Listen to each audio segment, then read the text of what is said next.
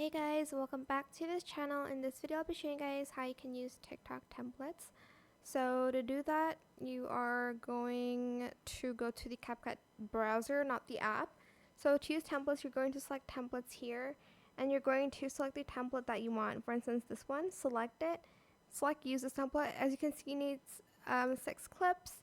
So you're just going to select 6 clips to replace. So select replace and just select your clips. I hope it was helpful for you guys. Don't forget to like, comment, share, and also subscribe to this channel if you haven't done that already. If you have any more questions about this video, just leave it in the comment section down below. I will try my best to answer them all for you guys. And if you found this video helpful, please click the thanks button as well. That is it for this video. Thank you so much, and this is how you can basically use templates on CapCut PC. Thank you so much for watching. Bye!